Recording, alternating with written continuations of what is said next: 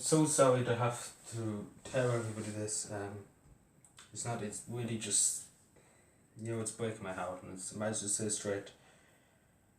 To even to to take that 71 people on this in the Republic of Ireland have lost their lives to this coronavirus, and today I'm sorry to say is the highest in the. It's only the beginning of, the death wave. I suppose you can use that word, but. It's only the beginning. There will be a lot more deaths, and I'm afraid to say that because it has been said there will be more deaths. This is only the beginning of the pandemic of deaths. Today is 17, as you know, and that's like there's no word to this. There's no word to even describe how terrible that is. And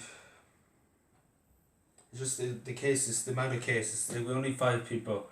I was wrong saying there was 30 recovered from the coronavirus in one of the videos. I said it was 30 and it's actually 5, and that's terrible figures. That's only 5 people who recovered, and we have 3,235 cases in total in the Republic of Ireland. That is a lot. And obviously there's more cases there, 325, which is that's a huge amount of pressure. And we haven't got, and I'm saying this, we haven't got enough ICU beds. It's not enough. There's really just not enough. This is huge numbers.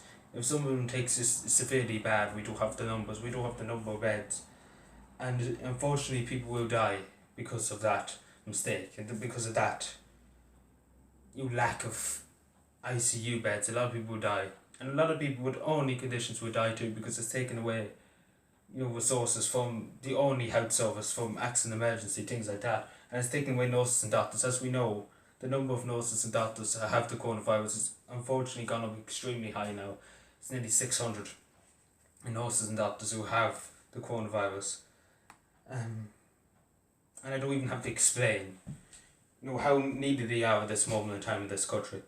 And they have 600 of them out with the coronavirus, and some of them even in the ICU themselves. It's it's heartbreaking. It's heartbreaking to see that people wanted to help, and they're suffering too because they have people who had the coronavirus, and as we know, one health worker died because of this coronavirus already, and it's just absolutely heartbreaking. Like, it's honest, you couldn't, like, honest to God, I don't know who's above us, if God's going against us, or what's the story, but I'm judging everything at the moment in time because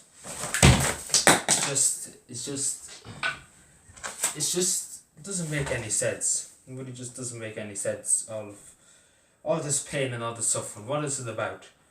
Like, I had a dream about it, and it's I don't see. Like, why? Suppose that, like, why are we forsaken to have this evil virus on our doorstep? And in Northern Ireland, I'm afraid to report, there's another 6 more deaths. Like, that's a huge death total for one day. That's a huge death total for one day in this island. And in total Northern Ireland, there's 28 deaths. This in total with the whole number of deaths added up.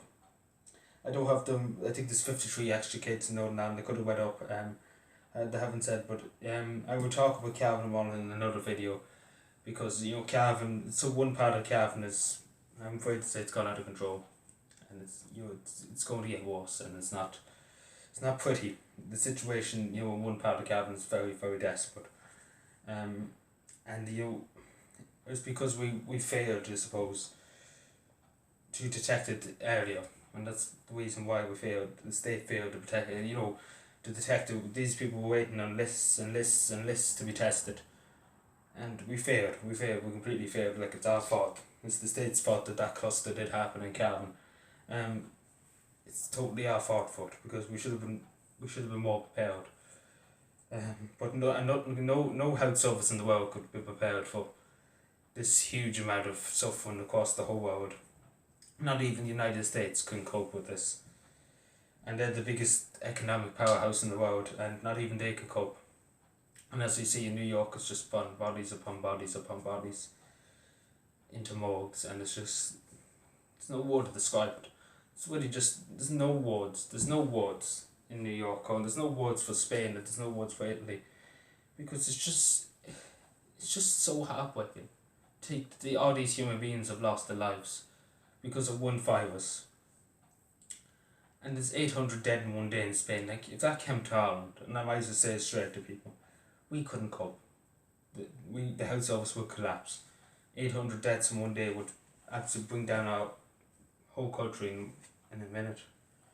And I just have to offer again and again my condolences to Spain and Italy and to the United States, especially New York. And to the people, the people who are affected today, the 17 that are affected today, the families of them, and the 6 in Northern Ireland. It is desperate. It is really, really desperate, and everybody feels your pain, and I feel your pain especially because it's hard to stand up here and to say, unfortunately 17 families today have to arrange the cremation or the burial, and maybe not even be able to see, the body, and that's hard. That's extremely hard. But we will get through this.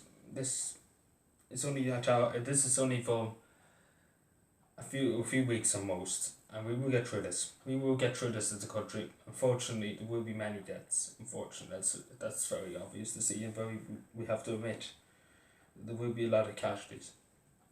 But we will get through this. Please God, we will. But anyway, thank you.